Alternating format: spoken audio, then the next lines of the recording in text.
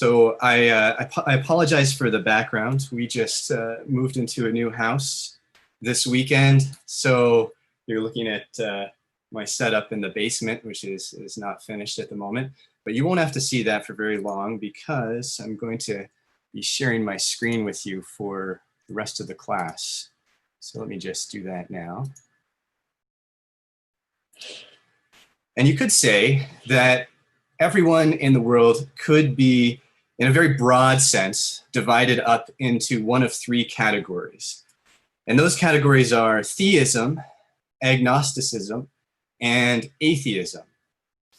The theist is somebody who believes in a god or perhaps multiple gods. And on the other side of the spectrum, sort of the opposite of that, is the atheist, somebody who says there is no God. And in the middle, you have this really broad category, somebody who is undecided, they're agnostic. And there could be a lot of reasons why somebody might be agnostic. They might have looked at the evidence one way or the other and just feel that there's no evidence that's compelling enough to believe one way or the other. It could be somebody is religious or believes in a God and becomes cynical and stops believing, or the opposite could be true. They could also have been an atheist and lose their faith in atheism as well. But for our purposes in this class, we really want to sort of eliminate this middle category, and we really care about these two categories that are on either side of the spectrum. And when we talk about somebody who's a theist, I think for our purpose tonight, we want to narrow that down and talk about somebody who is religious, because you could have somebody who's a theist who believes in a god or multiple gods, but is not particularly religious. An example of this is somebody who would call themselves a deist. A deist is somebody who believes in a god, but they don't believe any special revelation of that god, and so they don't worship a god. So we're not talking about that tonight. When we talk about theists, let's think about Christians. And even more specifically, let's think about ourselves. Let's think about Christadelphians. And there's actually a very strong common bond between theists and atheists that many people may not have thought about. And to illustrate that, let me explain another philosophy for somebody perhaps who might be an agnostic, who doesn't believe one way or the other. We often talk about postmodernism. And at the heart of a postmodern philosophy is the idea that there's no absolute truth or no universal truth. And so you can have what is truth to you, and I can have what is truth to me. And because there is no overarching absolute or universal truth, our truths can be opposed to each other, but they remain truth to us. There's only truth for the individual. Well, the Christadelphian rejects that idea. We believe in absolute truth, and so does the atheist. The atheist also cares an awful lot about truth. And this is the common bond between a theist or a Christadelphian and an atheist. We both are willing to make an absolute statement. We say either there is a God or there is no God. And that belief in and search for the truth is really a bond that perhaps we don't realize, but ties the two philosophies or mindsets together, so that you might commonly find, if you look at history, you might have a famous religious person, a famous Christian who loses their faith. They don't just become agnostic. They jump right over to the other side and become an atheist because they still believe in absolute truth. And by the same token, you'll see people who are atheists jump over the fence and become theists because they suddenly believe that there is compelling evidence for a God. And our title tonight is really a parody. The Atheist Illusion is a parody of a book that was published in the year 2007. And you see it on the screen. Some of you may have heard of this book, The God Delusion, published by Professor Richard Dawkins, who is probably the most famous person, famous for being an atheist in the world today. Professor Richard Dawkins, or I think he's retired now, so he's an emeritus professor at Oxford University. And he published this book, The God Delusion, in 2007. When it came out, it was very popular in many circles, but very polarizing, of course, depending on what your worldview is, whether you believe in a God or you don't believe in a God. And Richard Dawkins falls under the category of somebody who we would call a new atheist. So a new atheists are a category of atheists that sort of distinguish themselves by being aggressive, militant, in the way that they actually attack religion. So they're not content just to not believe in a God. They actually think that religion is bad, and so they're doing their part to try to get rid of religion and attack anybody who is religious. And that's what this book, The God Delusion, is all about. And if you were to read The God Delusion, you'd find about 6 main themes that run throughout the book. And these are not chapter headings or subtitles, but they are the main themes you find throughout the book. These are the types of things that Richard Dawkins is saying, the arguments that he's making. First, that faith, by definition, is blind, but that science is based on evidence. That science supports atheism and not Christianity.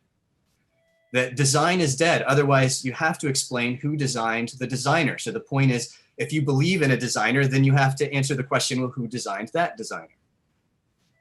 That religion is dangerous. That nobody needs God to be moral. And for a time in the UK, there was an atheist campaign where you could see on the sides of buses a slogan, and the slogan was "Good without God."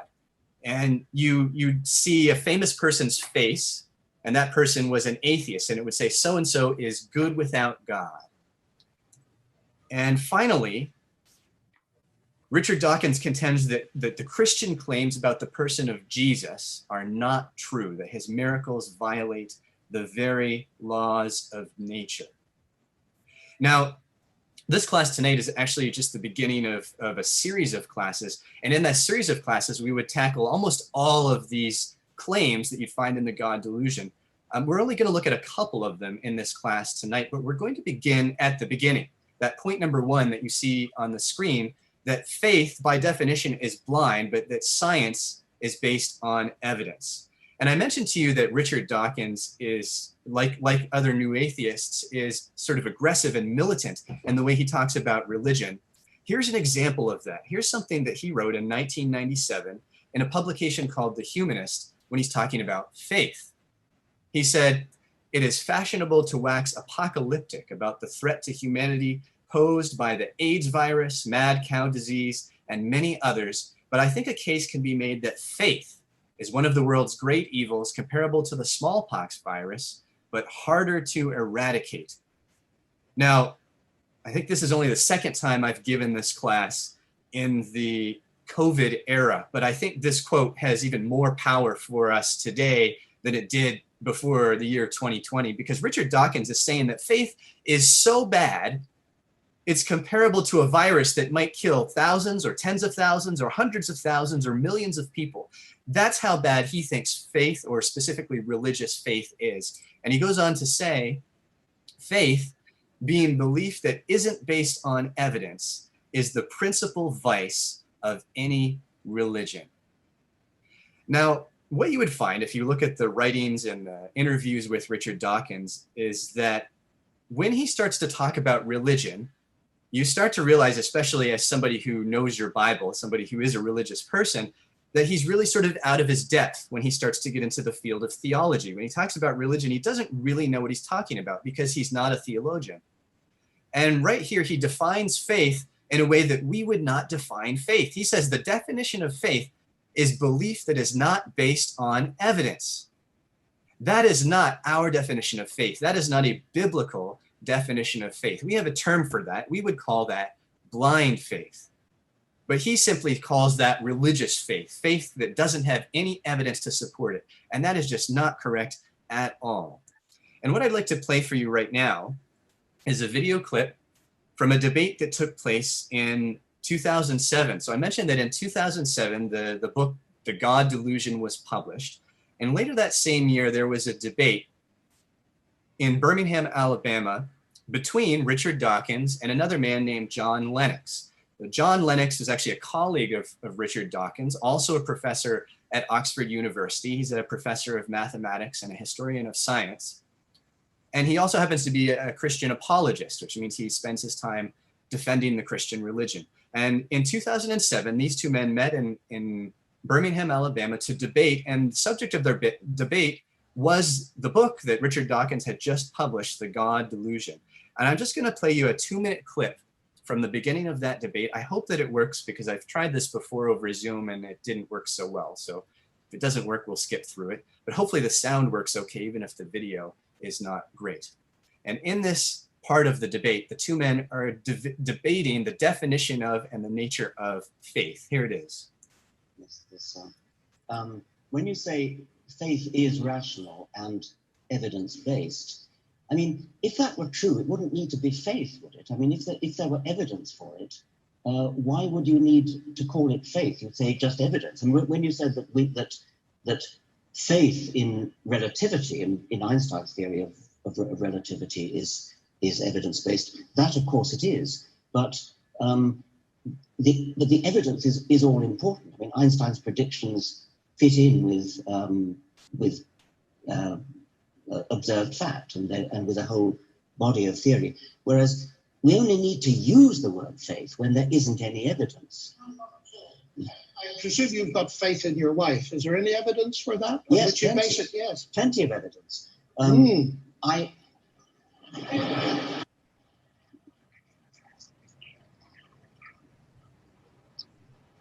Let's generalize it. Never mind about my wife. Let's generalize it.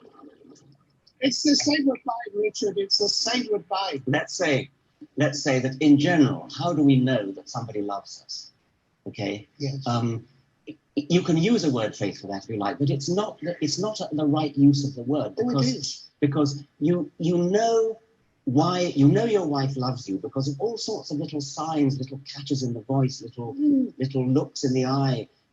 That's the evidence. Yes, that's evidence. Right. That's perfectly good evidence. That's not faith. Yes, it is. Well, okay, then we're coming down to pure semantics. I think you've been influenced too much by Kant, you see. Not explicitly, I have to say. Okay, let's go on. Which of these statements are we now on? We're on the second for opening. So you can see in that part of the debate, in my opinion at least, Richard Dawkins really loses that part of the debate on the discussion of what faith really means, the definition of faith. His answer in the end is kind of a cop-out because he says, well, it just comes down to pure semantics, which means it comes down to the definition of the word, which of course it does. That's exactly what they're debating. The definition of the word faith does demand that there be evidence involved, especially when you're talking about biblical faith. And if you found that interesting at all, I'd encourage you to go. You can find that debate online. I think it's about an hour, and watch the whole thing. The whole debate is far from one-sided, even though I don't think Richard Dawkins did very well in that part. But I'd like you to turn with me to a Bible passage, and I bet you can guess where we're going. Turn with me to Hebrews chapter 11. Hebrews chapter 11, and this is, of course, the famous chapter in the Bible about faith. And I'm going to start reading to you from verse 1 of Hebrews chapter 11. I'll be reading from the ESV. Hebrews chapter 11 and verse 1. Now faith is the assurance of things hoped for, the conviction of things not seen. For by it the people of old received their commendation. By faith we understand that the universe was created by the word of God, so that what is seen was not made out of things that are visible. Now, I was reading from the ESV. Some of you are probably reading from the King James Version of the Bible, and for myself, maybe for many of you, this was a memory verse for me at some point or other when I was in Sunday school. And in the King James, in the second part of the verse, it says that faith is the evidence of things not seen, which is a pretty good translation of the Greek word. The Greek word there is the word alechos. It means a proof or a test, literally the act of presenting evidence for the truth of something. And in the very biblical definition of the word faith, we have evidence inextricably tied to that definition. I'd like you to turn over a few pages back with me to Romans chapter 1. Romans chapter 1, we're reading the words of the Apostle Paul. And I'm going to start in Romans chapter 1 at verse 16. And Paul writes there, Romans chapter 1, starting at verse 16, he says, "For I am not ashamed of the gospel, for it is the power of God for salvation to everyone who believes, to the Jew first and also to the Greek. For in it the righteousness of God is revealed from faith for faith. As it is written, the righteous shall live by faith. For the wrath of God is revealed from heaven against all ungodliness and unrighteousness of men, who by their unrighteousness suppress the truth. For what can be known about God is plain to them, because God has shown it to them. For his invisible attributes, namely his eternal power and divine nature, have been clearly perceived ever since the creation of the world in the things that have been made. So they are without excuse. For although they knew God, they did not honor him as God or give thanks to him, but they became futile in their thinking, and their foolish hearts were darkened. And in verse 20, the Apostle Paul writes that the invisible attributes of God can be seen in the things that he has created. Now, if you were to ask me, what is science? One reasonable answer to that question would be that science is the observation of nature. It's the process of observing and cataloging what we find in nature. And so we could probably paraphrase Paul in this verse and say that through science, we can see the stamp of our Creator. We should expect to see that. And yet, for some reason, there is a narrative that has been passed down to us today. And the narrative goes something like this, that science and religion are at odds with each other. And you cannot have both. It's one or the other. It's a battle, and you have to pick one, but they don't live in harmony together. And in Romans chapter 1 and verse 20, we find that we should expect the opposite of that science should inform us about God. We should see the stamp of our Creator when we look at the world around us, at the smallest subatomic level and in the grand level in terms of the astronomy and the universe that we look at, in the big picture, the macro picture. So I'd like you to participate in a little mental exercise with me. Imagine that in the middle of a jungle somewhere, in the middle of nowhere, somebody left a brand new Ford truck and they took off. And nearby, there's a tribe of Aboriginals. And this tribe has no idea that any other human beings exist. They're very primitive, and they stumble upon this truck. It's incredible. It's like nothing they've ever seen before. And let's imagine that whoever left it there left it with a tank full of gas and the keys in the ignition, so that after they play around with it for a while, they're able to turn it on and even drive it. They can't explain it. There's nothing else like it in their world. What do they say? What do they do now? Well, I imagine they do what many, many ancient societies did.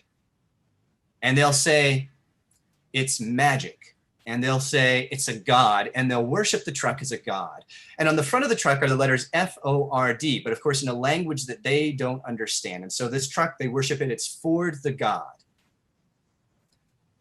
But let's imagine that over time, they're able to reverse engineer the truck.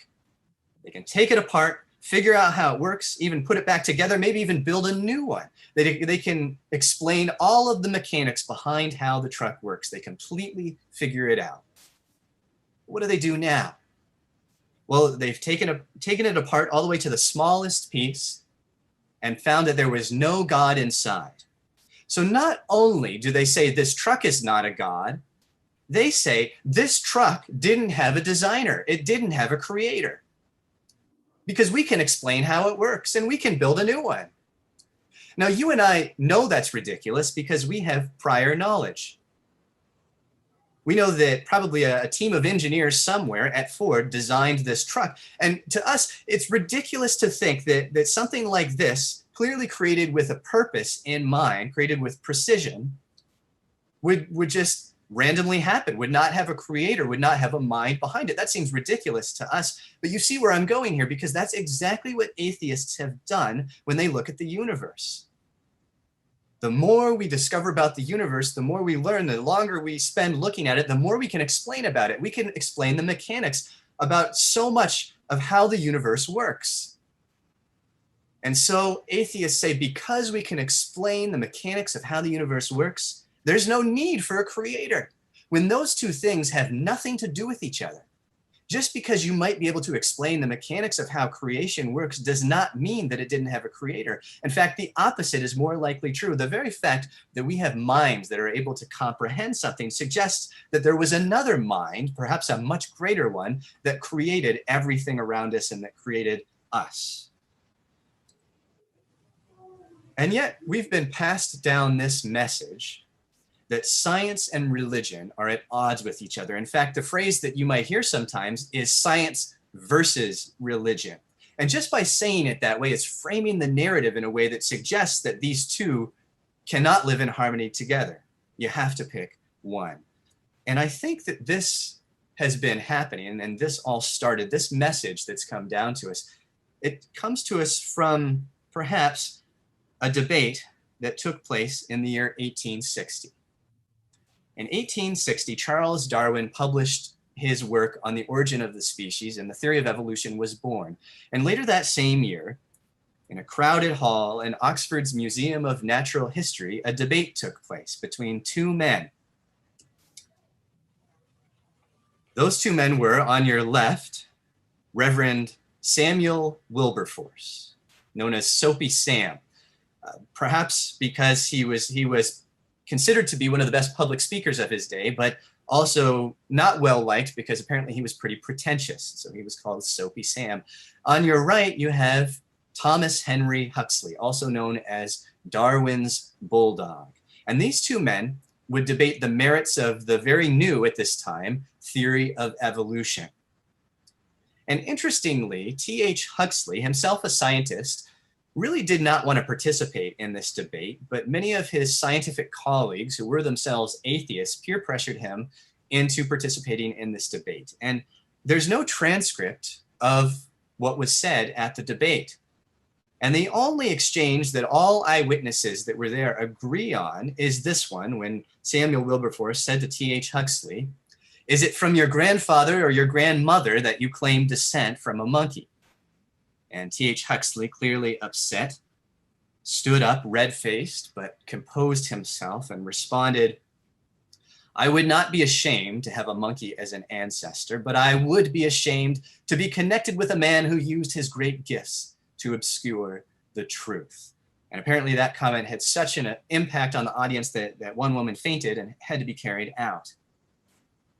No major newspapers picked up this debate, but apparently, both men thought that they had won the debate. The next day, T.H. Huxley wrote, "I believe that I was the most popular man in Oxford for a full 24 hours afterwards."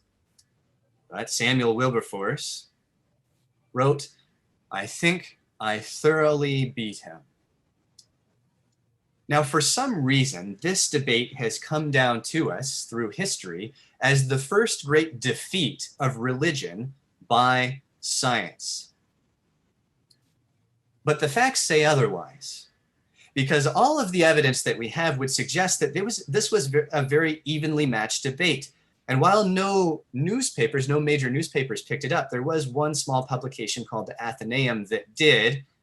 And it was very short, but it said that these two men, Huxley and Wilberforce, have each found foemen worthy of their steel, which is to say in modern English that this was a pretty evenly matched debate.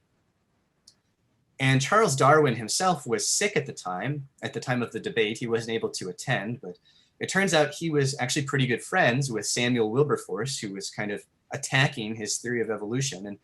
And later on, Samuel Wilberforce would write a review, a critique of the theory of evolution. And Charles Darwin himself would write that Wilberforce's review is uncommonly clever. It picks out with skill all the most conjectural parts and brings forward well all the difficulties. It quizzes me most splendidly.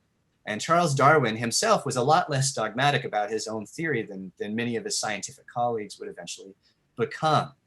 And Samuel Wilberforce, the man who was known as Soapy Sam, even though he was a theologian, he was a reverend, it turns out he's actually pretty well schooled in the sciences, and he had some pretty good arguments. And Charles Darwin himself admitted that. And if we look at a couple of historians of science, here's what they have to say about the debate. John Hedley Brooke wrote, "It's a significant fact that the famous clash between Huxley and the bishop was not reported by a single London newspaper at the time. Indeed, there are no official records of the meeting, and most of the reports came from Huxley's friends. And you remember that we had mentioned that Thomas Henry Huxley didn't really want to participate in the debate, but he was peer pressured into participating by some of his scientific colleagues who were themselves atheists. And it was those same scientists that would go out immediately after the debate and tell everybody that they could find that Thomas Henry Huxley had just completely defeated Samuel Wilberforce, and that science had its first great defeat of religion in this debate. You see, this is how this debate has come down to us through history. Here's another historian of science, Frank James from the Royal Institute of London, wrote, "Had Wilberforce not been so unpopular in Oxford, he would have carried the day and not Huxley." Samuel Wilberforce was really not liked because he was so pretentious. Even the Prime Minister of England at the time had some nasty things to say about him. So I'd like to spend the next few minutes this evening looking into the sciences to see if there is evidence for a God or not. And I'd like to preface this by saying something that I think is pretty important, acknowledging right off the bat that I am not a scientist. And so because of that, the fields that we're looking at are very complex. And I don't expect you to just rely on my word, not being an expert in these fields. There are many scientists who are, and I want to look at a few of them in this class tonight. And the other classes in this series, we look at quite a few more. But I want to rely on people who are at the cutting edge of their field, whether they're religious, whether they're Christians, whether they're agnostic, whether they're atheists, and hear what they have to say. And so the first scientific field that I'd like to look at is the field of genetics. And this will probably look familiar to all of you. I hope it doesn't scare any of you away if you have bad experiences with biology from high school science, but you probably recognize the structure on your right, which is the structure of DNA. It's called a double helix structure. What that means is it looks kind of like a ladder that has been twisted and twisted and twisted. And DNA exists inside of all living cells, of course, at the microscopic, at the subatomic level. And the sides of DNA, the rungs of that ladder, if you will, are made up of sugar phosphates. But the sides of it, the rungs of it in between are made up of what are called nucleobases. Each rung of that ladder is made up of two different nucleobases, which are joined in the middle with a weak bond, which makes it pretty easy for a strand of DNA to be split right down the middle between these nucleobases. DNA is made up of 4 different nucleobases: cytosine, guanine, adenine, and thymine. And scientists have given them each letters to make it a little bit easier to understand: C, G, A, and T. Because DNA has been described as being like a computer hard disk. It contains the database of information and the program to produce a specified product. And there's between 10 and 100 trillion cells in the human body. Every single one of those cells contains a database that's larger than the Encyclopedia Britannica, because what DNA really is a language. It's a recipe for life inside of all living things. Now, for life to continue, DNA has to replicate itself. Cells have to replicate for life to continue. And so a strand of DNA will be split in two and create what's called RNA, a strand of RNA, which you see on the left-hand side. It's basically half of a strand of DNA. RNA has 3 of the 4 same nucleobases as DNA, and the last one is changed from thymine to uracil. So when a living cell is split in two, the DNA is split in two. And this is a diagram of what that looks like. There's an enzyme that's called a helicase that walks down the middle of the strand of DNA like a pair of scissors and cuts it in two. And then with the 2 half strands that are left, another enzyme called a polymerase walks up those strands and creates the other half of a new strand of DNA. And all of this is incredible, but one incredible part of this is that the DNA polymerase, as it's walking up the strand to create a new strand of DNA, it's also proofreading the strand, because the order of the nucleobases as you go along is incredibly important. That's the recipe. It's just like a language. Those letters, C, G, A, and T, have to be in the right order. The human genome, for example, is over 3.5 billion letters long. And that's why there was the Human Genome Project, which was completed in 2003. to completely decode the human genome. And that DNA polymerase walks up and down the strand to proofread it. If it finds one that's out of place, it kicks it out, puts a new one right back in. Every once in a while, it misses one, and that's what we call a genetic mutation. But also, sometimes when the DNA is split in two and half of that strand of DNA becomes a strand of RNA, it leaves the cell and enters what you see here on your screen, which to us would be incredibly small, but at the subatomic level, it's quite large. It's called a ribosome. And it's basically an information translation machine.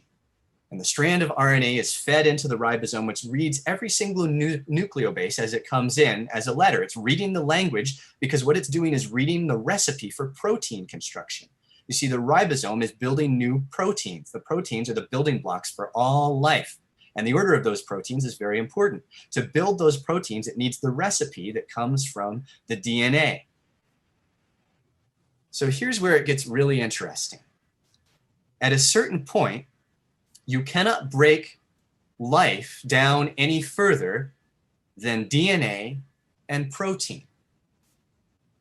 This is sort of the age-old question, which came first, the chicken or the egg?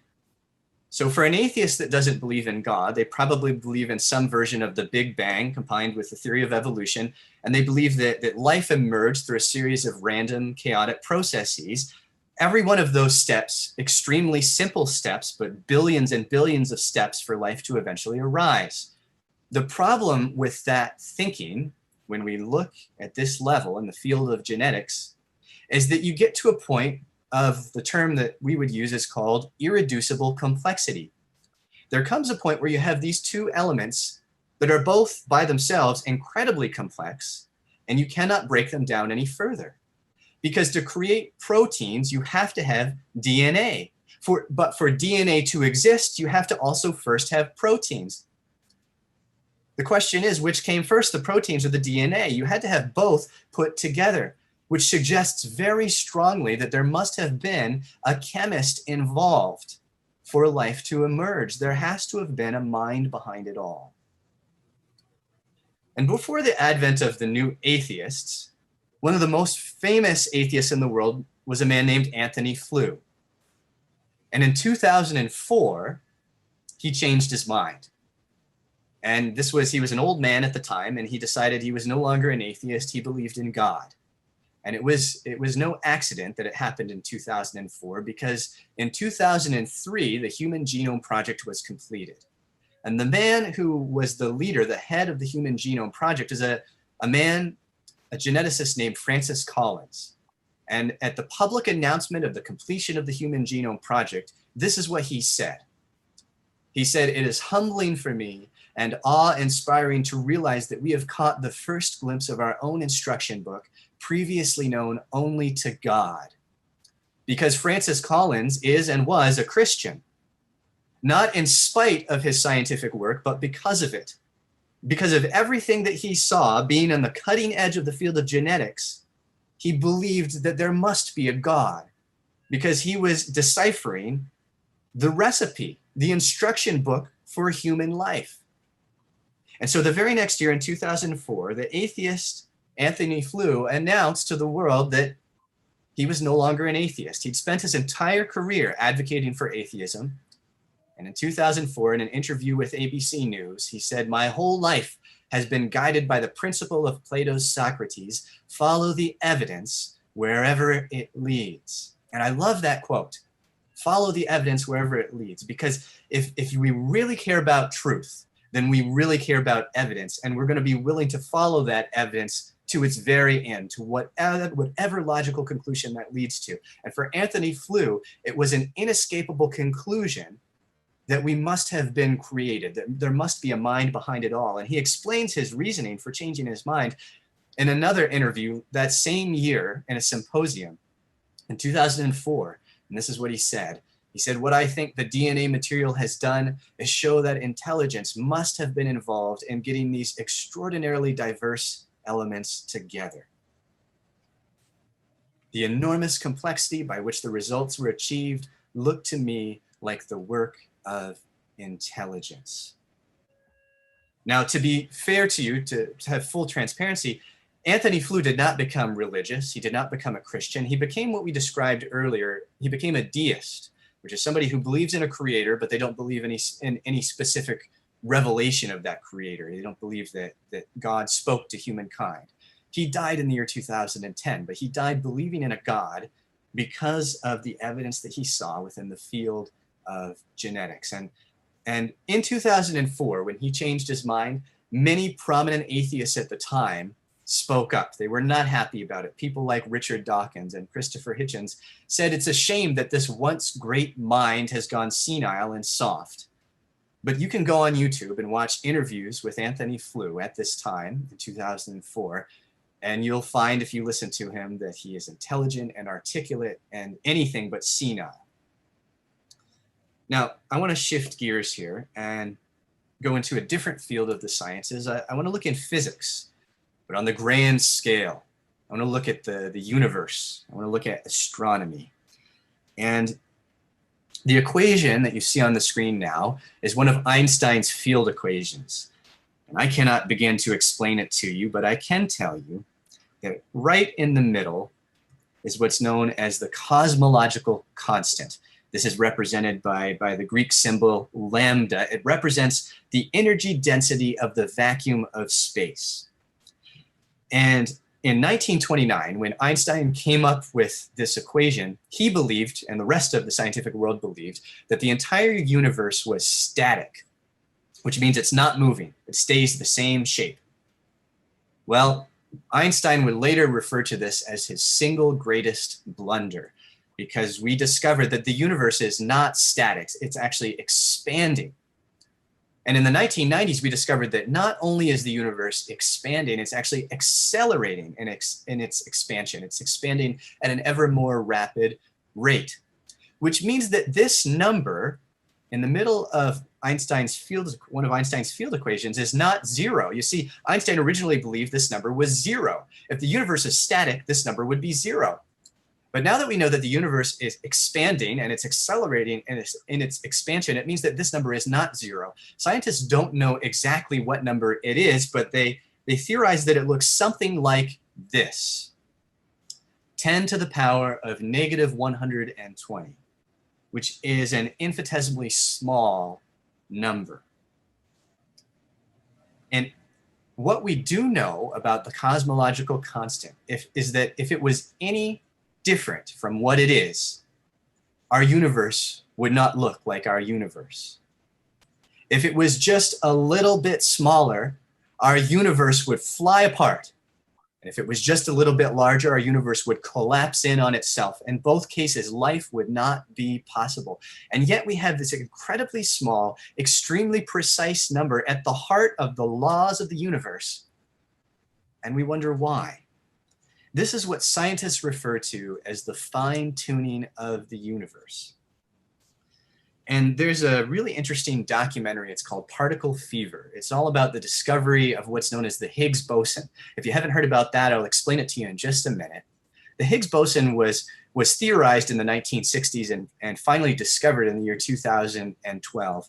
And the documentary Particle Fever features a lot of scientists that were working on the discovery of the Higgs boson. And one of them was a scientist named Nima Arkani Hamed, which is one of the brightest young minds in physics today. And in the documentary, he talks about the cosmological constant. This is what he says: the cosmological constant needs to have an extremely precise value.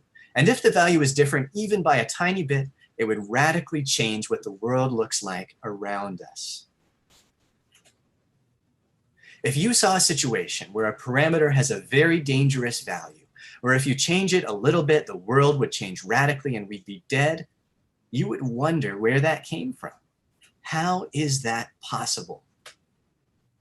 So just on the face of it, you would look at the situation and say, wow, someone really cared to put this parameter at just the right value so that we get to be here and that it's a pleasant universe. This is the sort of thing that really keeps you up at night.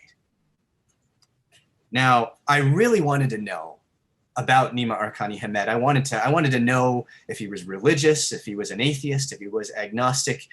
I couldn't find out. That information is just not available.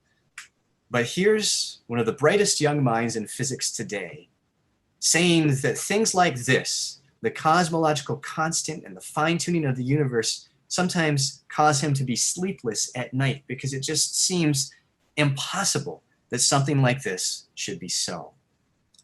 And yet all around us, when we look at the laws that govern our world and our universe, we find that nature has been fine-tuned so that life can exist.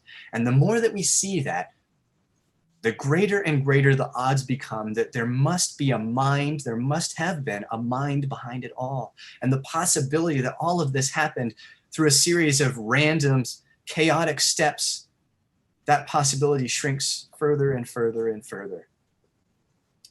Now there's a mindset that religious people, people like us can fall into, which is a little bit dangerous, which is why I want to talk to you about it for a minute here. And the term to describe this mindset is called God of the gaps. So you can fall into the trap of thinking that anything that God has done will be impossible for us to comprehend, that we will not be able to explain it because God is so much more complex and powerful than we are, that if God has done it, we won't be able to explain it. The problem with thinking that way is that things that we might have thought of as miraculous 100 years ago, scientists can explain today. They've discovered how things work. They can explain the mechanics of it today. And so if your God exists only in the gaps of human understanding, that means that the God that you believe in is shrinking as scientific understanding grows. And you see the problem. And we have to understand that God is the God of the whole show. And just because we might be able to explain some of what he's done does not take away from the very strong possibility that there is a God behind it all. The odds that there is a God, that there's a creator behind everything, are so much greater than the odds that there is no God. The evidence is, in a word, overwhelming. And just like that in that exercise, that mental exercise we went through, it would be ridiculous for those Aboriginals to, after they could explain the mechanics of how a truck works, postulate that that truck then had no designer because they can explain how it works. It's ridiculous for us today, or for atheists today, to think that just because we might be able to explain how the universe works, how our world works, that there's not a mind behind it all. Because there almost certainly is. The odds are overwhelmingly in favor of a creator God.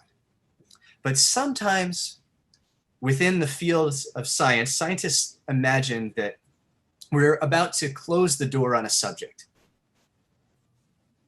And we'll know everything there is to know about that subject. And the discovery of the Higgs boson is an example of that. So I mentioned this a few minutes ago. The Higgs boson was a theoretical particle. You see, in space, things move more slowly than scientists think they should. And for a long time, they didn't know why that was. Think of it as like there must be an invisible field that's kind of like molasses that slows everything down in space. But we couldn't explain it. And in the 1960s, a scientist named Peter Higgs, along with some other scientists, theorized that there must be this field. And if there is this field, the particle that created it would look a little bit like this. That particle became known as the Higgs boson. This is what it would look like. But for decades, we did not have the technology to see that particle, to actually discover it, until the year 2012. And for more than a decade, scientists built a machine just outside Geneva, Switzerland, called the Large Hadron Collider. It's a 27-kilometer long loop. And they use it to speed particles up almost to the speed of light and then crash them into each other. And then they have very precise cameras that take pictures of the resulting explosion at a subatomic level. And it was finally completed, the Large Hadron Collider, in 2010, but it had to be calibrated for 2 years. And finally, in 2010, the big test that all scientists wanted to see was the test that was meant to discover the Higgs boson. And around the world, and sometimes in the middle of the night, depending on what time zone they were in, scientists sat in rooms watching TVs, waiting for the publication of the results of whether or not this particle would be discovered. And incredibly, it was. The Higgs boson was discovered. And a lot was riding on, if it was discovered, a lot was riding on the mass of this particle. You see, if it had a mass of about 115, what we call giga-electron volts, that would go a really long way to prove a whole body of scientific theory called supersymmetry, which basically says that every particle in the universe has a corresponding particle. We just haven't discovered all of the particles that are out there yet.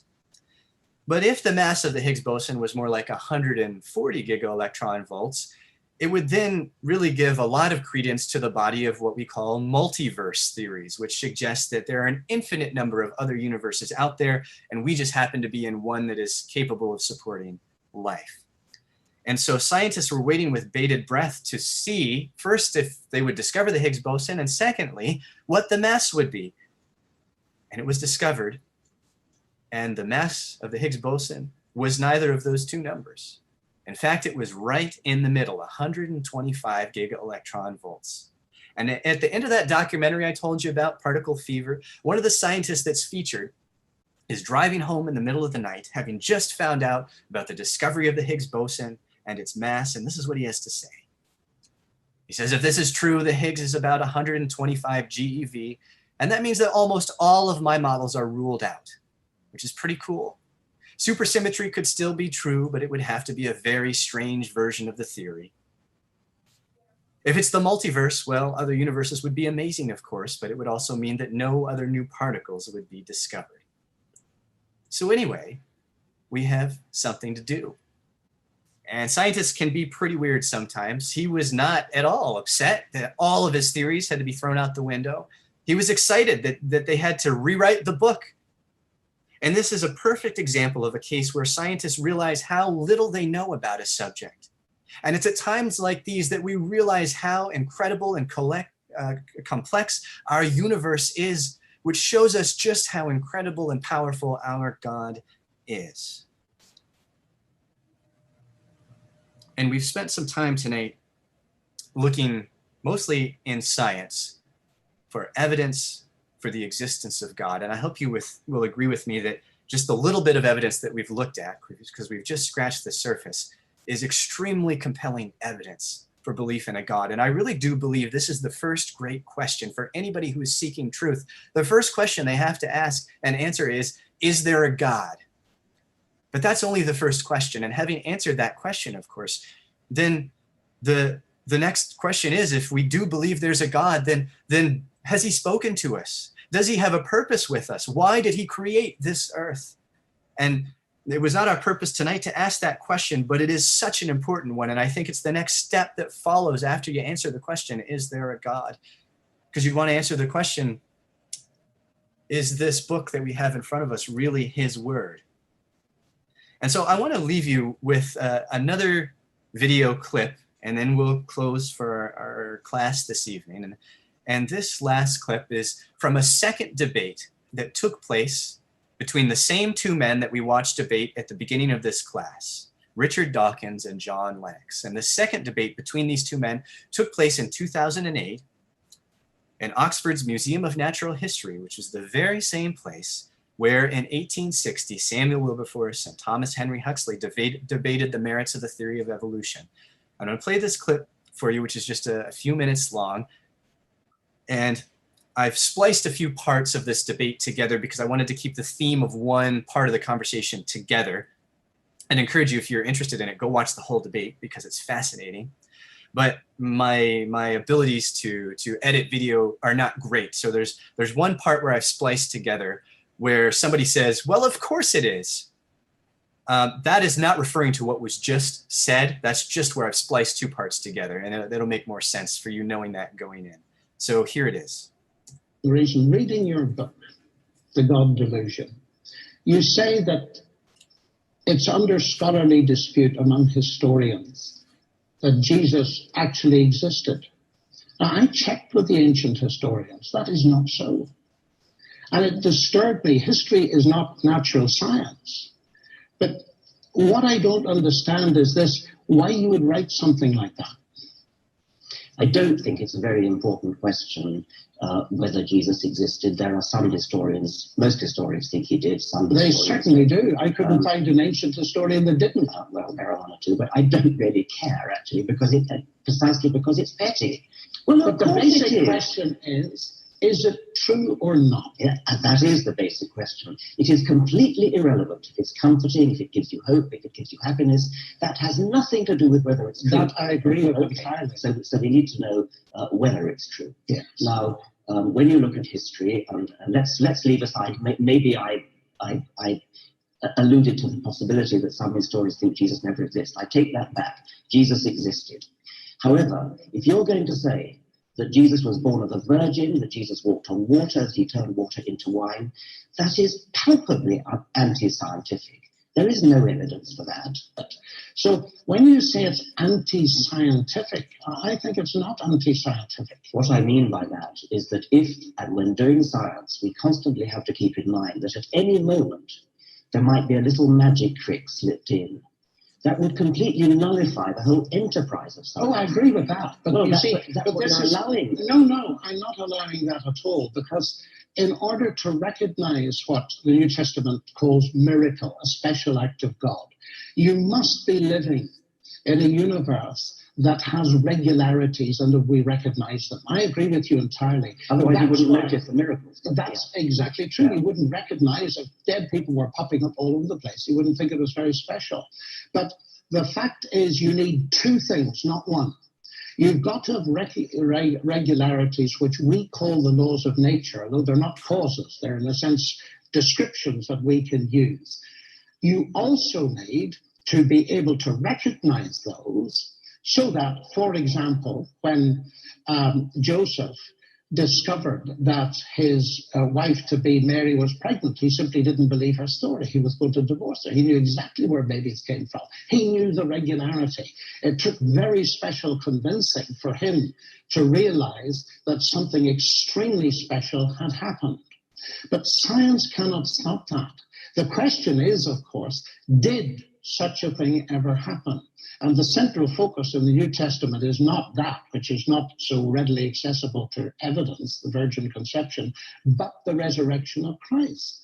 And ancient historians, and this has fascinated me recently going over it, ancient historians whose discipline is very venerable, and I'm not talking about Christian ancient historians, ancient historians, many of them, even at the skeptical end of the spectrum, say that the evidence for the resurrection of Christ is very powerful. The explosion of the Christian church from a non-proselytizing group of Jews in the first century, the empty tomb and all the rest of it, has even led Geza Vermesh, who's one of the most distinguished ancient historians in Oxford, to say, yes, this tomb was empty, and hallucinations of this kind of explanation do not wash.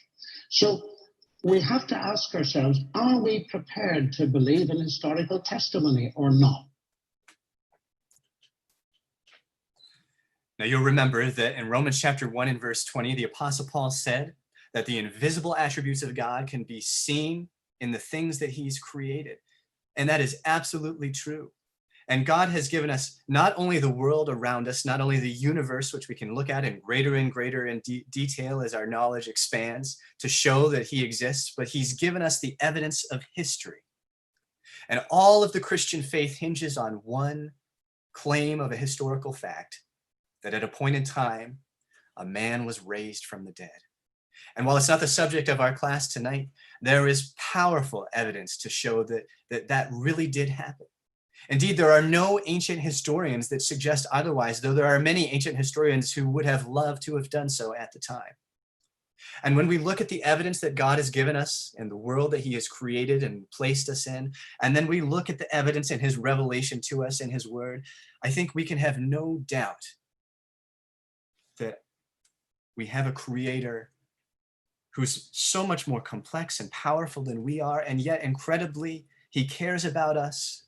He has a purpose for us, and he expects us to help bring about that purpose on this earth.